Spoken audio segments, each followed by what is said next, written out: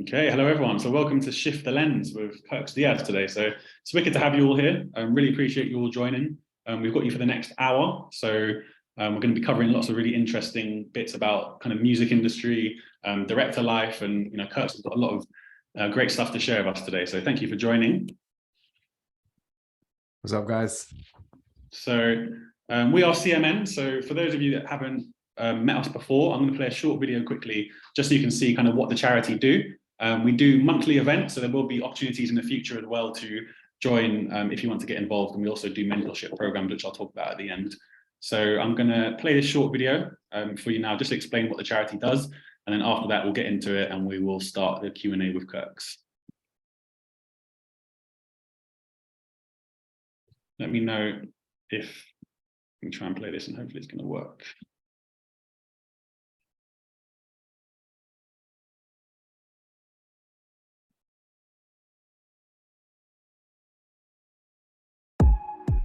At Creative Mentor Network, we're working towards a day when the creative industries are more accessible and inclusive, so that young creatives can thrive, regardless of their socioeconomic background.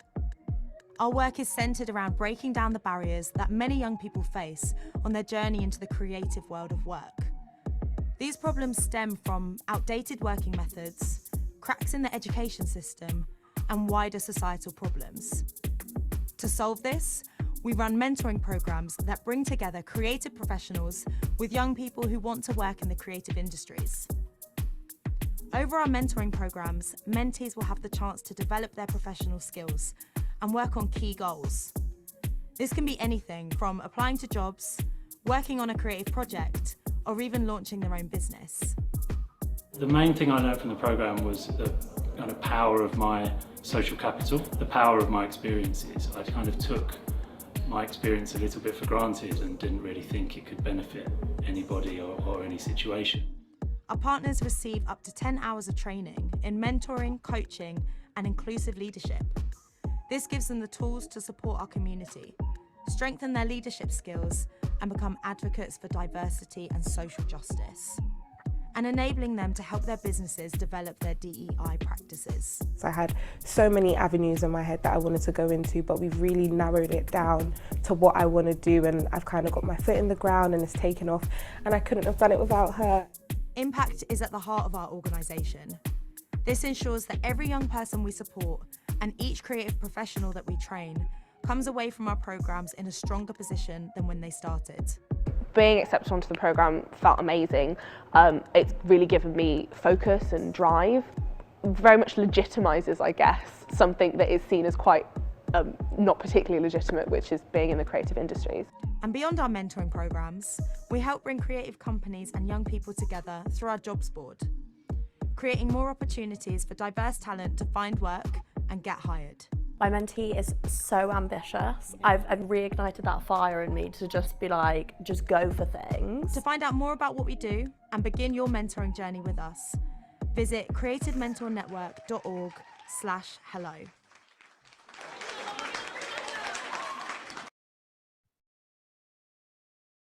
Awesome, thank you guys. So some of the partners that we work with currently and in the past are listed on the screen there. So I will talk about the end at the end more about this. So if there is something you want to get involved in kind of on the program side of things, then you will be offered these at the end too. So that's kind of who we're working with at the moment. The charity existing is the reason that we can do these events. So yeah, let's get into it. So today's speaker, I'm really pleased to welcome Kirx. So Kirx is a videographer. He started shooting music videos in 2016. He's worked with labels such as Sony RCA, Virgin Music, Universal, and GRM Daily. He's a self-starter, so his career has ranged from shooting block videos to producing big budget label videos for other directors as well. So yeah, we're really pleased to have Kirx today. How are you doing, Kirx? Yeah, I'm good, man. Thank you for having me. Yeah, of course, man. So what we'll do today is a little Q&A. Please use the chat, as I said, while we're in here. Feel free to share your Instagram links, things like that to connect. And please do also share questions as well, because we can kind of add those in as we go along. So what we're going to be covering today is firstly kind of starting in the creative industry. So looking at how you actually get started and, things that you can do to maybe empower yourself and to get somewhere. We'll look at the creative process, so how Kirx actually makes videos and what that looks like. We'll look at some of the challenges faced as well, some of the things that might have happened along the way and how Kirx overcame them. We'll look at networking. Often quite a difficult part of getting out there is meeting people and getting your work out there. So we'll talk about networking tips, and then we'll have some questions as well. So please do save those up. If there's anything directly you want to ask Kirx, you will have the chance to today. So we're going to jump quickly into Kirx's showreel, because I think his showreel will speak for itself. So let me just put this over to this tab here. So I'm going to let this run through so you can see some of the videos that Kirx has worked on. Let me know if you have any problems with the video or sound at all by the chat.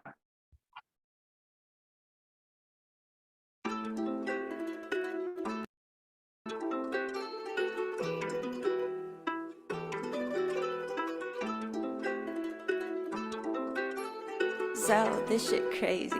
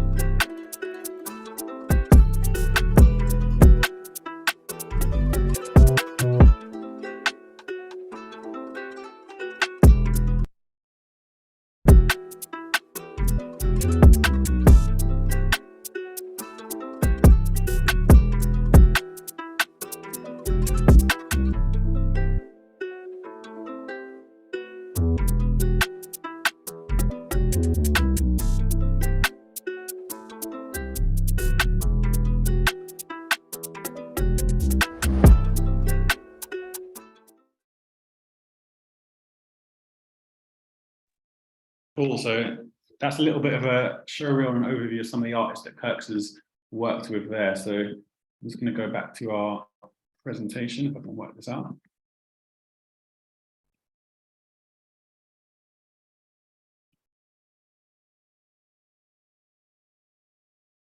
Cool. So we'll jump into the first question. So Kirx, let us know a little bit about sort of how you first got interested in directing music videos and what inspired you to follow it as a career in the end. In like I was in university in like 2013, and I was just playing around with a camera, doing like little videos here and there. And then I went out to Antigua to go and film some events out there with some friends. And eventually I came back to England. And the first thing that I thought, this was just as like the UK scene was popping off, like Western, who else? Just a bunch of artists was really like popping off. So I thought, let me hit up artists, see if they wanted to shoot music videos, try and go down that route. And yeah, it just really worked well for me. I didn't know, like, it wasn't something that I grew up thinking, yeah, I want to be a music video director. But as I got older and I got more into my career, I just really enjoyed it and just kept on pursuing it. So yeah, just that's kind of how I fell into it. Yeah, and was it something that you sort of studied along the way? Like, no, it wasn't even. It was just like, the more I got into it, the more I kind of just like looked up things on YouTube. There were YouTubers like Creative Ryan and YCD Imaging, and they used to be like the only guys online that would show you how to shoot music videos. So I kind of just followed what they did, spoke with other creatives, kind of went back and forth, and that's how I became that's how I kind of learned. I just learned everything from YouTube, and then trying to implement those things that I've learned on YouTube in real life and trial and error. So you fully started out, just with camera in hand, basically. Yeah, literally in camera in hand.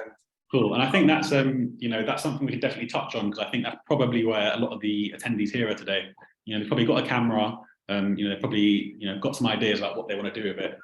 So I think that's kind of going to be really useful, actually, maybe looking at that throughout today's session about kind of how to turn that into something. So really interested to hear about your creative process. So looking at your music videos and looking at the things that we saw in that show reel. Give us some ideas and kind of things about your creative process. So I'm someone that really likes to work with an artist and work off their ideas. I feel like there's a place for everybody in this industry, like whether you're somebody that comes up with conceptual ideas, whether you're someone that just wants to shoot like performance-based videos, storylines. For me, it's just like, I like working with the artist and seeing what they're feeling. And I just like to shoot videos that make the artist look cool, make this place look cool. I grew up watching like reggaeton videos, like Latin music videos, which were like super, they have loads of color, like cool locations, mad clean. So I kind of wanted to implement, like once I started getting good at what I was doing, I kind of wanted to implement the stuff that I'd seen growing up into the music videos that I was shooting. And then just working back and forth with the artists, like they might say, oh, I kind of want to do this and that. And I'll be like, okay, yeah, that's sick. And we can work on this and expand that. Or no, I don't think that will work good. How about this? And yeah, that's how I kind of work when it comes to music videos. Yeah, so what would you say, like some of the things you mentioned there, like inspirations, like what would you say are the key, like real kind of overview here, but what are the key elements would you say of your creative process? Like you sort of mentioned location, like what are the things you like? So first thing, So first thing I'll do is I'll have a chat with the artist, see what they want. And then from there, we'll start talking about, they might say, oh, I just know that I want it to be in X location, so that's cool. From there, I kind of expand and say, okay, these are other things that we can do. Should we bring in like actors or models or dancers, or what other locations can we use, what props can we use? And I kind of expand it. And if it's just like a kind of basic video, like not basic, but like a performance video, then we'll just kind of get some reference photos, put a treatment together. Sometimes they don't even need a treatment. Sometimes people are like, yeah, let's just go and do it. Some people want a treatment, put it together, and yeah, just add and remove ideas as and when. But a lot of the things, it's like, a lot of the time you have to look at the budget as well. What can the artist afford? How much is your fee? How much do they have to spend on things like lighting, which is like the most important thing ever. And then things like location, props, and all the other things. So yeah, I kind of just go back and forth with the artist in that sense, and put it together from there. Yeah, I think this is definitely something we can kind of look a bit more into kind of in later questions. I've got a couple of questions that have popped up already, so we'll go into these. One is from Janice, so thanks, Janice. One is about editing, actually. So do you do your own editing, or do you have staff that do this? And also, Janice is asking about software, like, do you have a particular software that you prefer over the others? Yeah, so I edit on Premiere Pro and I color grade on DaVinci Resolve. I do most of the editing myself, but as I got busier and as I get busier, and like I like to delegate my edits to other people, but it's also really hard to find people that edit like you, can see your vision, but at the same time, everybody's got their own style, and you know, it doesn't have to be exactly how you want it, not how you want it, but how you do it for it to be good. And sometimes I send an edit off and I'm like, oh no, I don't like this, and we go back and forth. And sometimes I send an edit off and they just get it first time, and other times it's like amazing, like way better than what I do. So it's just about trying different people, seeing what works for you, and going down that kind of route. But yeah, just when I'm busy, I tend to hand it off, but if I'm not too busy, I like to do it myself. Yeah, so, and it's worth kind of mentioning there, I mean, obviously it's your title's, you know, director, but really you kind of do everything, don't you? A lot of the time you sort of do everything from kind of, you know, connecting with the artist to setting it all up, you know, producing the shoot, getting everyone involved, directing it, shooting it, editing it, and then and sending it over. So it's a real, the whole package. I'm a really hands-on director, so that's because I came up shooting videos by myself. I kind of know the process of shooting, editing, color grading, lighting, and all of those things. But there's other directors that came in and they never had to really shoot themselves. They're just very conceptual, and they work with VOPs, and which I do as well, but they never did they just came up with different routes. So yeah, I'm a bit more hands-on than a director that is a bit more conceptual, but that's because it's what I've always done, and that's how I like doing it. And I guess that's beneficial as well, because it means that, you know, at the end of the day, you don't really need to, you know, obviously you need to get people involved in your team, but if it needs to be, you can kind of really get involved with all parts of the process and kind of have a real kind of hands-on kind of engagement with it. Yeah. And I think being able to articulate, if you know how like all the different things work, if you know how to edit, if you know how to like, you can articulate yourself a lot better when it comes to asking what you need, rather than saying, oh, I just need the light to kind of look. You can be like, no, this is what I need, and this is where I need it, and why I need it, and that's makes things a lot smoother and easier. Cool. So we're getting some wicked questions coming through. So I'm going to ask these ones, but we're going to do the ones that we have on the screen. And I can definitely see that there's some, there's going to be some good conversations happening. So, so in terms of working with artists, actually getting people involved in the craft, how do you actually bring their vision to life, while also kind of sticking to your own style and, incorporating that, aka like, how do you set boundaries essentially? Like, how do you make sure that what you're delivering is, going to always be consistent and is realistic? Definitely. I think it's just important to set expectations, like what the artist wants versus what they have budget wise, what you're able to do. Sometimes it's good to be like, if you haven't done something yet and someone says, can you do it? And you think you can do it, but you're not sure.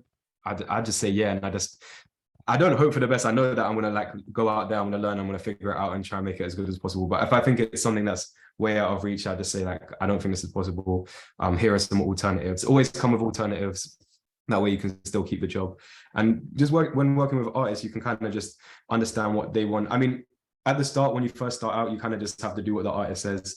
And that's just how it goes. But the more people trust you, the more you show that you're good at what you do, you can start saying, yeah, this is, I don't think that would be a good idea, but I think this will be a good idea. And kind of, you just, your own style, like that just comes over time, and what you like shooting, how you like shooting, you just know, like you start learning different things about your style and the way you work and how you can implement it as well. So it's basically getting to know yourself. So it's kind of like you have to say yes until you can say no, isn't it? So when you start, have to push boundaries and kind of work things out as you go along, and then that allows you the ability then further on the line to actually know what's realistic and what's not. No, definitely. Cool.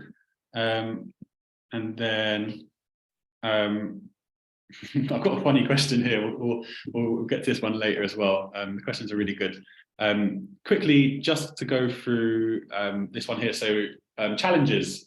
So looking at some of the challenges you might have faced in the past, and some things that you might be finding challenging at the moment. Like, how do you overcome them? I think there's a few of them. I think one of them is definitely overworking. When you first start out and you first start getting a name for yourself, you just accept everything. You're just like, yeah, I'll do it. And you work so much that you end up making yourself ill, and, you stop seeing your family, friends, relationships kind of just go to the side. But once you kind of get over that initial, hurdle, you can kind of take a step back and then take on the projects that you want. But sometimes it's a hard lesson, sometimes it's a bit of an easier lesson. I ended up making myself really ill from overworking, but now I always tell people, yeah, work, but make sure that you do take time for yourself and know that it's good, because if you take time for yourself as well, you have time to reflect and see where you're going wrong, where you're going right, and kind of implement new things into your workflow. So I guess being a freelancer, right, it's kind of, that never-ending incoming messages, all hours, it doesn't matter whether, you're asleep or, on holiday, people will still be kind of bugging you about things. So I guess that's, I can imagine that's really hard to deal with sometimes, in terms of knowing, when to switch off and how to switch off.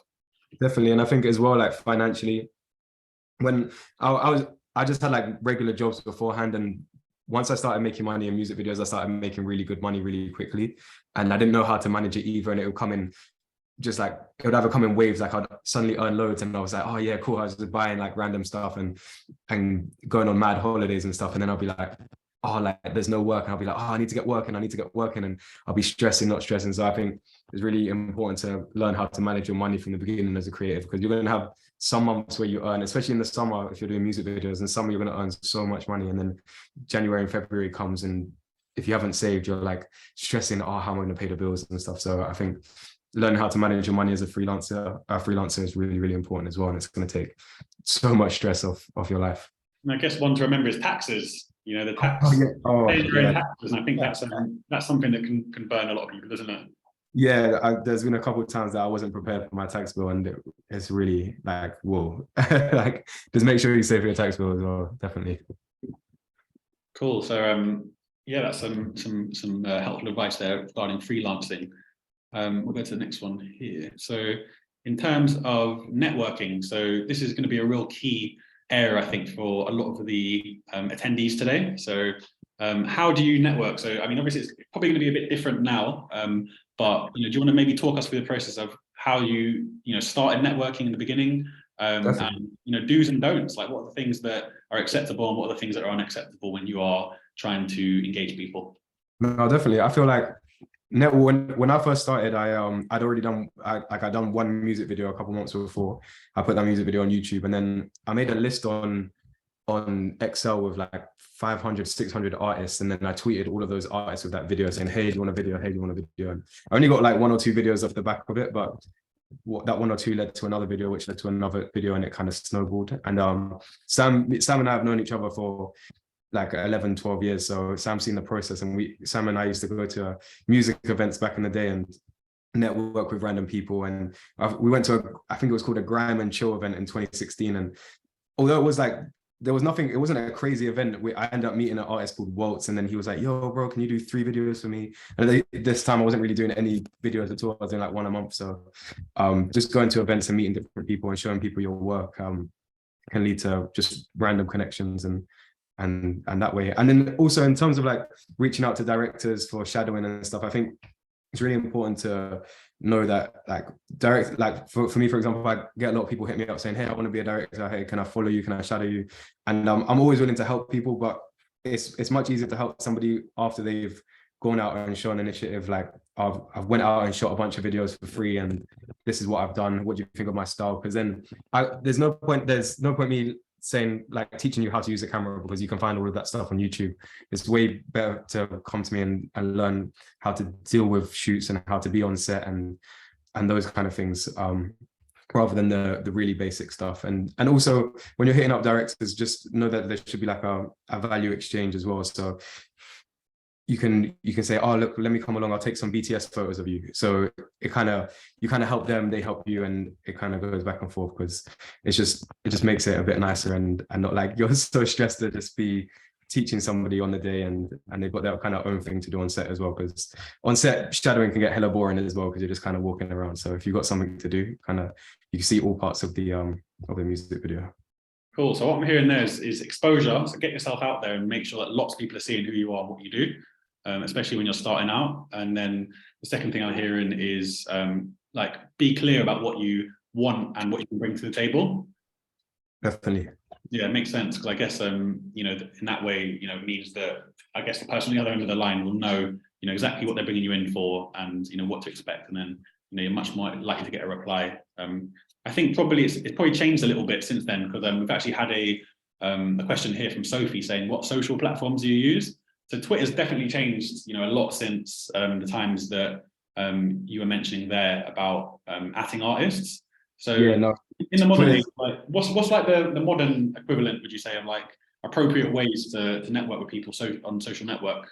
I think TikTok's sick. If you look at like people like Don Prod, they're a director duo that are killing it at the moment, and they just went hard on TikTok. They just put like before and after, like the before and after the scene, like follow me on a music video shoot, those kind of things on TikTok, and they're blowing up, and people have seen like what they're capable of just because of the reach that TikTok has. So I think TikTok's sick. I think it's really important to have an Instagram as well, although Instagram's more of a place to have like a portfolio, just be posting stuff, show people what you're doing. I wouldn't get hung up on like how many followers or likes you have, because it's not like it was before. So it's just a place to put out your work and connect with people. And to some extent as well, like once you start getting some experience, go on LinkedIn as well and start hitting up label people. If you just want to really do music videos, there's loads of people just looking for videographers like who might manage artists, and they're on LinkedIn or they work at a label, and there's like little opportunities on everything. So I'd say don't rule out like any platform, but just focus on TikTok and Instagram, and then use the other ones in the background as well. Cool. That's really helpful. We've got another question here from the audience in terms of going back to sort of editing. How do you deal with sort of a situation where you might be working with someone and you've kind of got the everything shot, but then in the editing stage, back and forth with the artist, basically the person saying in the chat that they've had a bit of trouble when the artist is kind of requesting lots of changes and trying to get things different than they originally shot, when it's not possible. So I guess it's more about boundaries there. Like, do you have any recommendations about how to set those boundaries and to deal with those awkward conversations that might come up? I've had like loads of them. it happens to the best of us. Even no matter if you've been in the industry for like as long as I have, or you just started, I still get it. So I say, yeah, always do your best in the beginning to say, okay, cool, this is the amount of changes that you get with your video, like how many rounds of revisions you get. But if it gets past that, I don't really like take too much offense to people asking for changes. Obviously, you've got your vision as a director, but at the end of the day, it's their video. It's they're the client, they're paying. So if you want to keep on getting work with them, you might not want to keep on getting work with, but if you do want to keep on getting work with them, just let them have their say, let them do their thing, and just give them the changes that they want. And if they're being really annoying, just keep on going back and forth and back and forth and back and forth. Just say, look, I'm happy to do like 1 or 2 more rounds of revisions, but after this, I'm gonna either need to charge more or do or just give the video back to you, or I can recommend you another editor or something like that. I mean, it's a really difficult conversation. I can't even say that I've figured out how to have that conversation properly, but just kind of see how the artist is and just remind them that you're there to help and not to be annoying or whatever. So once they kind of realize that you're on their side, and you genuinely have to be on their side, but once you're on their side and they understand that, they're normally a lot easier, and it's a lot easier to deal with those difficult situations. Yeah, and I guess it's also just trying to manage their expectations about what's realistic, because obviously they may not know, like, the things that they're asking for, they may not know how difficult they can actually, they might be watching videos that have had a budget of, £20,000. Yeah, 100%. They're expecting, with their £500 to get the same quality. So I guess about managing expectations and them knowing what's actually possible as well. I think always ask for like some reference videos as well if possible, because some people might just send like a really easy reference videos. You're like, okay, cool, yeah, I know I can shoot that. But someone might send reference video of a bunch of VFX, think that you know how to do the VFX, and you have to explain like, oh no, there's people out there that like only do VFX and they charge X amount of money or whatever they're after, and if you want that, it's going to cost you that. So you deal with that conversation beforehand, and it's much better to lose the client beforehand than to have to do the stress afterwards. If you can do it, obviously do it, but try and deal with it beforehand than dealing with the stress afterwards. Yeah, cool. So that's thank you for that one, Naomi. That was a really good question. And actually this one from Noah kind of does fit into that as well. It's basically around kind of commissioning the visuals from the artist. Like, do you have any, like, a set of questions that you always ask the artist? Like, I know that before you've like used like a sign-up form and stuff like that. Like, what's the best way to kind of get the key information out of the artist? Like, do you have anything you can speak about on there? In terms of like when the artists reach out to me, I generally find out what they're trying to do. I ask for reference videos. I'm very clear, like if it's an independent artist, I'm very clear with them like what my fee is. And then I say, aside from my fee, how much he's trying to spend on your video. I can't be bothered with the whole back and forth. What's your budget? How much have you got? Because the budget things for labels, like if a label comes to me and say, we want a video that's cool, what's the budget for the video? And then there's ways of dealing with it. But with independent artists, it's so much easier just to be clear with your pricing. And then they're not going to think you're trying to finesse and get more money out of them. So you can say, okay, this is my fee. How much are you trying to spend? What are you trying to do? When are you trying to do it?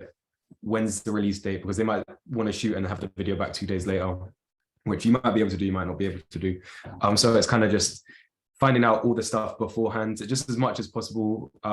I prefer to do it over text or over an email, so I've got it all in writing. Because generally, like if it's like agreed over a phone call, some things can change. But if I do have that phone call, I'll write it down and then follow up with a text message to say, hey, just want to confirm this is what you want to do, and then follow up with the payment process. And I like to take a deposit and then payment or full payment before the shoot, because I don't really.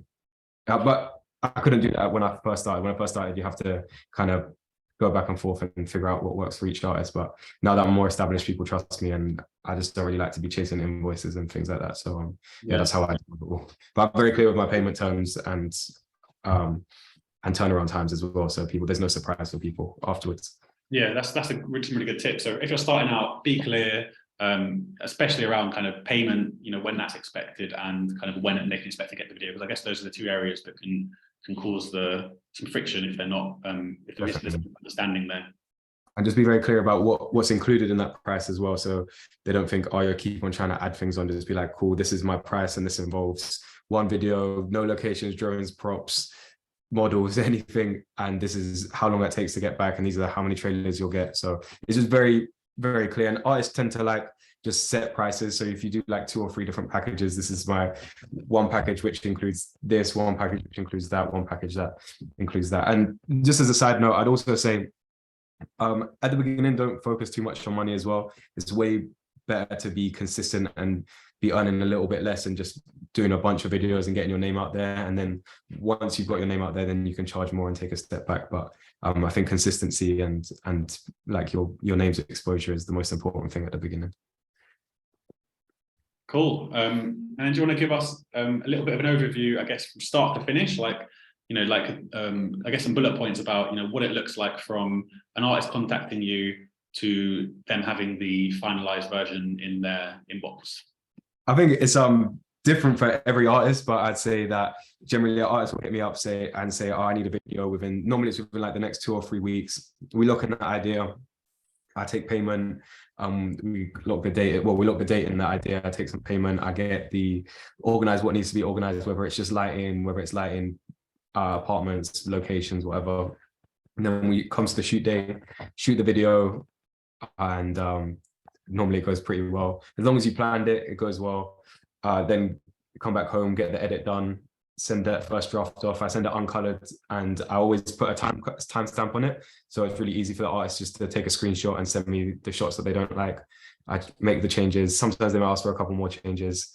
And then once that's done, I say, is that your final changes? Because once it's color graded, it's really long to make changes because I grade in 2 different softwares as well. It's really long to go back and forth. So once I know that it's completely signed off and that's in writing, we go back to we go over to the grade, send them the grade, and send them the trailers. And that can be over the space of like 2-3 days, or that can be over the space of like 3 weeks. Some artists move a bit longer than others. Some need really quick turnovers. So yeah, awesome. It just depends, but that's generally the gist of it. Yeah, and another good question here from Emily about kind of etiquette, because, you know, creative industries, you know, often have their own way of, I guess, communicating, and that's not always clear about, you know, how that should work. So in terms of, you know, both, I guess, from your side and from artists that are approaching you, like, what would you say are the things that will make the process easier? Like, once again, sort of do's and don'ts of reaching out to people and kind of starting off a video process. I think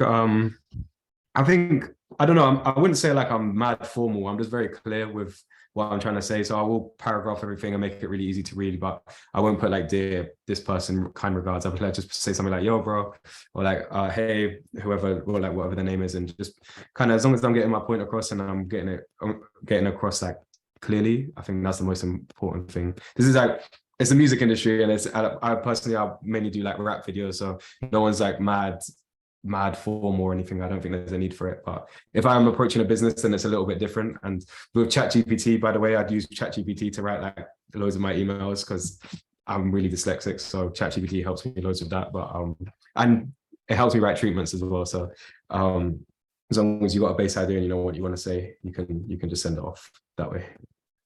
Yeah, cool. And I guess it's documenting it, isn't it? Just make sure that things are documented somewhere. You know, whether that's a voice note or it's written in an email, making sure that, you know, everything's clear so you can refer back to it, and, you know, to kind of iron out any kind of misunderstandings that might happen, or definitely.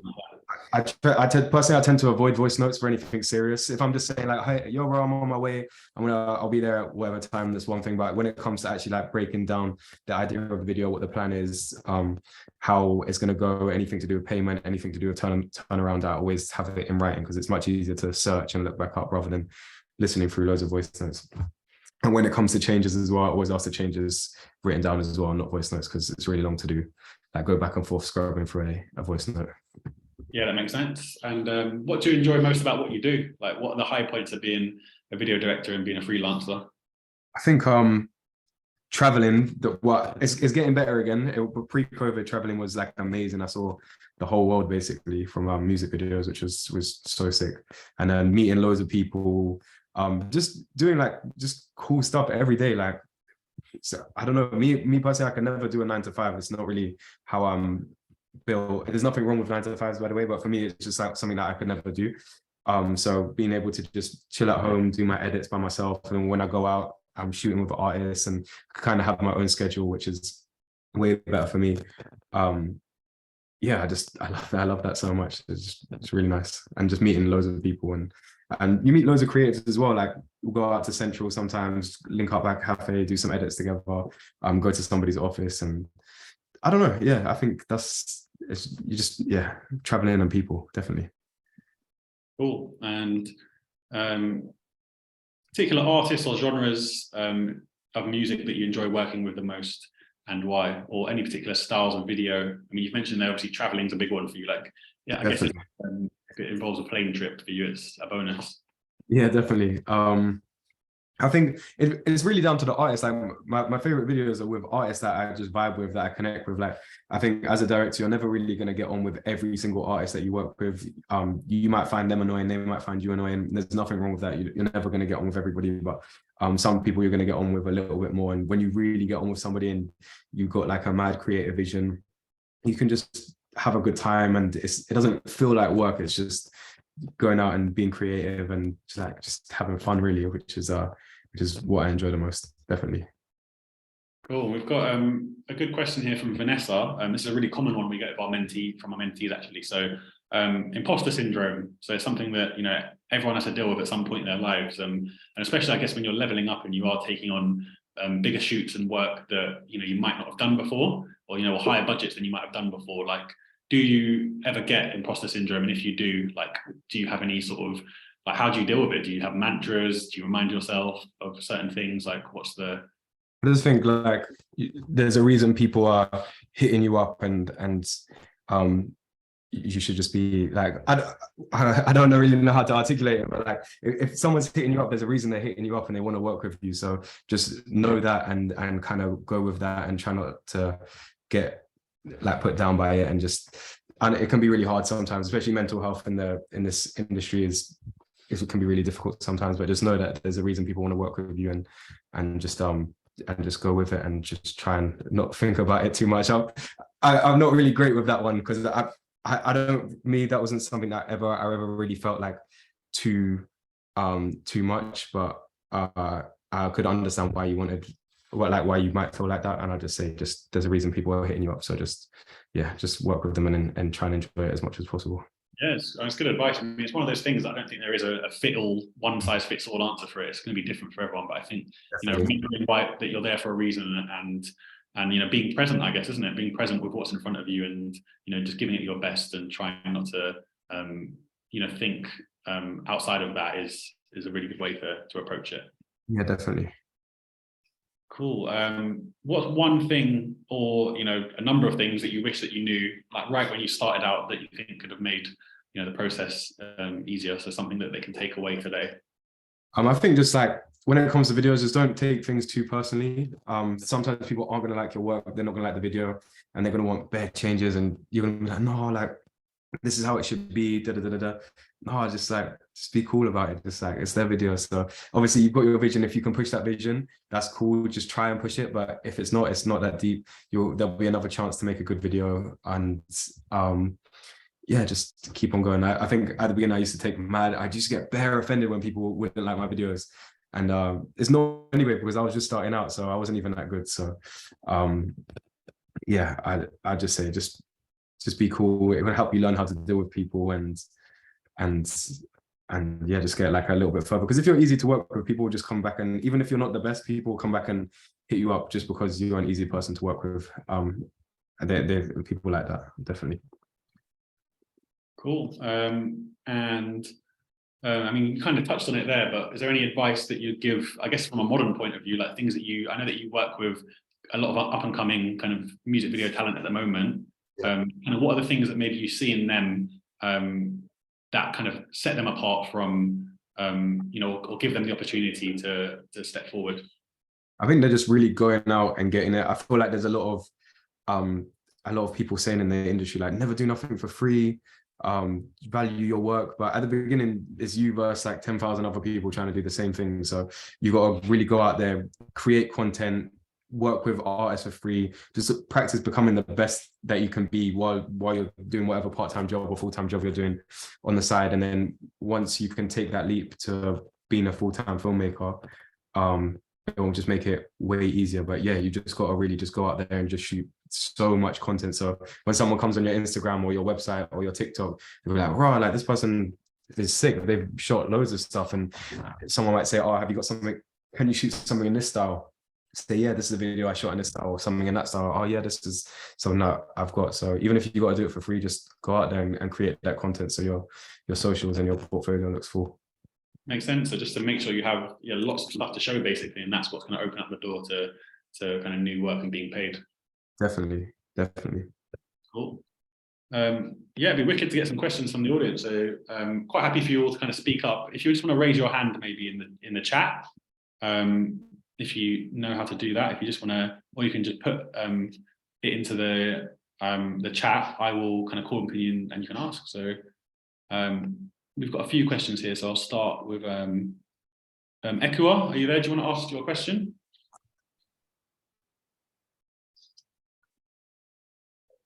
Let's try. Actually, I can see Emily's here. So Emily, do you want to ask your question? I see you put your hand up. Yes, hello, and I'm sorry, I'm nursing my baby, otherwise I would come on video, but hello. I am wondering about like how you in like various like networking situations, or when you're like at a mix, or you're at like fun things, or you're at more like uptight networking vibe kind of gatherings and stuff, like how do you present yourself in different situations, especially when you're starting out, and especially when maybe you don't know exactly what you want to do, like maybe you're kind of interested in a few different things in the industry and stuff, like advice for like, just how do you approach the conversation so that you can have a good conversation, or like different questions you might ask to like make a boring conversation richer, you know what I mean? No, definitely. I feel like I'm like the worst person when it comes to having those kind of conversations and approaching people. But when you're starting out, you just got to do it. Like if you already know your audience a little bit. So for example, like I said, I mainly do like rap videos, hip hop, that kind of stuff. So I'm generally in quite an informal setting. So I know like I don't have to go in a suit or tie or anything. I don't have to be formal. I can just go as myself and just be like that, really, just be who I am. Whereas if I wanted to move into corporate, I'd know that if I was going to networking events, I'd probably have to wear a suit. I'd have to present myself differently. And I think just be aware of that. But I guess just approach people. The worst they're going to say, or the worst is going to happen, is going to be a bad conversation, and you can just move on. But the more people you approach, the more people you talk to, the more you can really just get your name out there and show people your work. And maybe just have like your portfolio on your phone as well. So if someone says that, it's saved on your photos as well. So if there's no internet, it's not a problem. You can say, "Oh, this is what I do. Look, check out this video that I done." And that's what I used to do. I used to just take my show reel with me on my phone and show people at these kind of events. Yeah, I think that's a really good tip there. So you can let your kind of work speak for you, can't you? As long as if you have something over there, then that kind of does a lot of the talking for you, doesn't it? And then you can kind of get to the business part of it then, once they know what you do. Yeah, definitely. Cool. And what about takeaways? Like in terms of, have you ever like taken business cards? Is that something you would do, or would you prefer to like connect with people on socials? Like, what's your? No, definitely. I just connect with people on social. I used to really care about like how many people I follow and how many people follow me, but now I don't care. Like I literally just follow everybody back. Like if I meet somebody and they're cool and I vibe with them, I just take their Instagram, and you never know who will hit you up later in the future, and they're not going to feel away because you follow them back. And like sometimes it's a bit political on socials, but I don't really care about any of that. I just follow people. If they're cool, they're cool. If they post something that's cool, I'll just be like, "Yo, that's sick." I'll just message them or like the story. Or likewise, people hit me up. I even saw one sick director in New York the other day come up on my explore page, and I hit him up. I was like, "Yo, your work's like sick," and he hit me back saying, "Yo, your work's sick." And he's like, "You ever coming to New York?" I'm like, "Yeah, I'm coming in 2 months." He said, "Link up," and just I think social networks is a cool way to link up with new people and talk to new people, and stay in touch with people as well, definitely. Yeah, so be social on socials, basically. Yeah, but be social on socials, literally. Definitely. Cool. Echo, I can see your hands up. Did you want to ask your question? Hi, hello. Yeah, cool. I just had a question based on you working with other creatives, for example, like a lighting technician or a set designer, or any other creative that's working with you on set. How do you managing them and working with them? I think as a director, the people generally, like if I brought people on set, it's because I like what they do, I trust in what they do. And I'm not really someone who micromanages. I'm very much someone who's just like, cool, if you got a problem, come back to me with a solution. And you kind of have to be like that as a director.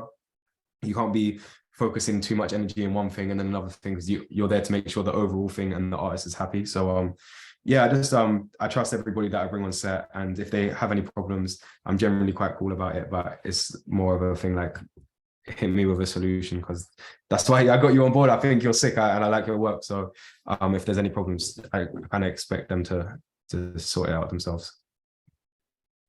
Cool. With my help, where it is, but I can't be putting my 100% energy into art direction, because that's not something that I personally know how to do fully.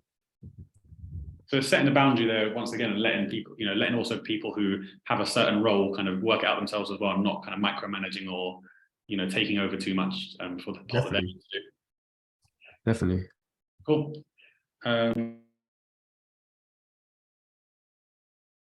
We've got one here from Laura about street treatments. So obviously, when sending treatments, how do you, if it's possible, stop people from kind of stealing ideas? Because Laura's saying that they've had artists who've kind of taken the idea and passed it around to get a cheaper deal. Is that something that is a problem? It's jarring and it happens, but it's just, it kind of is what it is. I tend to, it's a difficult thing when it comes with like working with independent artists. I generally won't start any work unless I know them and I trust them. I generally won't start any work, including treatments, until I've at least got a deposit, because it's long. It takes, for me, for example, like I said, I'm super dyslexic, so writing a treatment takes me forever. So I get extra annoyed if my idea is being stolen. But yeah, I just say, if it's an independent artist, kind of just take payment beforehand. And if it's a label, it is what it is. And it happens with labels as well. It happens with independent artists. But unfortunately, it's just part of the game. And I hope it changes one day, but I don't really know how it will until the whole system changes. Cool. So you just basically got to just judge who you're working with and make sure that definitely just judge who you're working with. Sending everything out too early and kind of building those relationships. And yeah, just know, like, sometimes like some artists will promise so much, be like, yeah, we'll do this, do that, da, da, da, da, da. Sometimes like the artists that talk the most generally are actually like the ones that just end up messing about the most as well. Cool. We have another hand up. Emily, do you want to ask another question? Yeah, thank you. Oh, sorry, my kids are kind of getting in the back door right now. Yes, so I was wondering, how you were talking about creative conversations, or like, not creative, yeah, like a conversation with someone that you meet and you just like vibe really good, and enter quietly if you can, and you vibe really good, and you you're like just having creating a vision together and stuff. I was wondering, how often has that happened for you, especially when you're first starting out? How often that happens? Like, I can enjoy a bunch of stuff virtually, even though I have kids, I play as much, and I find that to be super rare. So I'm just curious, like, how often you've had that. Music, I think the music that played on the Zoom meeting when you were just asking that question, I couldn't hear you. Oh, that's okay. Yeah, so those times when you're like meeting somebody maybe for the first time, and then you like vibe really good, and you're like, oh yeah, and we could do this, and you had like are creating a vision together. When you mentioned that. Yeah, I was wondering how. 1 second, sweetie. I was wondering about how often does that happen for you now, and also how often did it happen for you when you were first starting out? Because I try to do a lot of stuff, and it's very rare, I found personally. I think when I was starting out, I was outside a lot more, in terms of like, I was always at events. I was always just on like WhatsApp groups and on Twitter, and I really had to put that effort to find myself in those situations. Now it still happens, but I'm a lot, like, I wouldn't say I'm a lot more reserved, but I'm more laid back in terms of I put the hard work in, and not to say that I still don't need to put hard work in now, but I did that hard work of going out and meeting lots of people and doing that kind of thing. And the more you put yourself out there, the more those situations will happen. But it's not easy. It's definitely not easy, but it's definitely just a case of just having to force yourself to go to those places to meet people, and and kind of just try your very, very best to make it happen. Eventually, you do meet, there's so many dope people, and you definitely will meet those really cool people. So I guess there's an element of pushing yourself outside your comfort zone, isn't there? And Definitely. getting there and then seeing kind of what happens and then kind of repeating. Yeah, definitely. Oh, cheers for that, Emily. Lovely. So we're coming to the end now. I've put the socials on there for Creative Mentor Network and for Kirx. So if you want kind of advice about the creative industries in general and future events, definitely follow Creative Mentor Network. And if you want to follow Kirx directly and see what he does day to day, definitely follow him on Instagram and socials as well.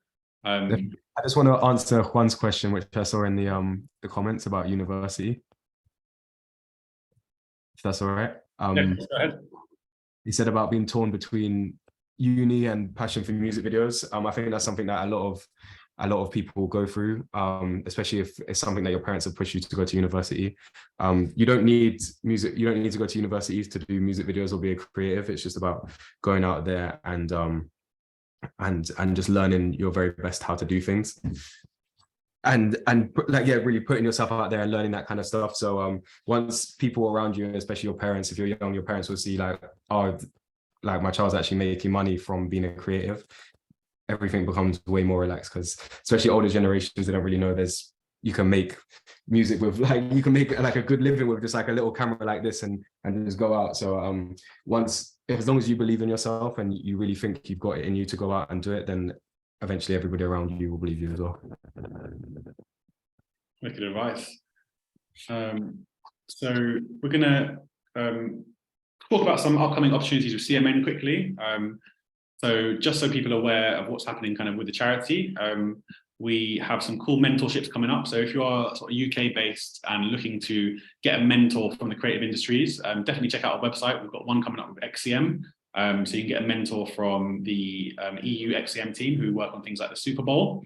And we also have one upcoming with Sony Positive Influence. So we do have mentors from Sony Pictures on there. So I imagine that's probably relevant to quite a lot of you in here who might want to be connected with someone who can help you to kind of get your ideas off the ground in film and television.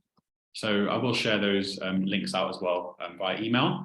We do have a jobs board. So if you're looking for entry-level positions as well, I do feel like there's probably some people who might not be UK based. So if you're not, I do apologize. At the moment, this is just a UK based jobs board. But we do have entry-level positions on there that you can look at as well. And sometimes they are to do with the film and TV industry. So please do check that out. And that's always free to access. And last but not least, one way you can really help us is by doing our feedback form. It's been really great to have you all involved. Some wicked questions here today. And to make our events kind of better for the future and to make sure that we are doing the things that you want to see, we'd really like to hear your feedback. So it only takes a couple of minutes. It's just a few questions about kind of how you felt about this event and what you might want to see in the future. So it'd be a massive help, and we'll continue to allow us to do kind of our work for free if you do fill out that form. So that would be really handy. Cool. So yeah, wicked, and really nice to have you all join today. Please do leave any questions in the comments as well if you just want us to finish or anything. But if not, we're finished for the day, and I want you to have a lovely evening. Cool. Thank you so much, guys. I really appreciate you guys coming. Yeah, thank you. Cool. Cheers, guys.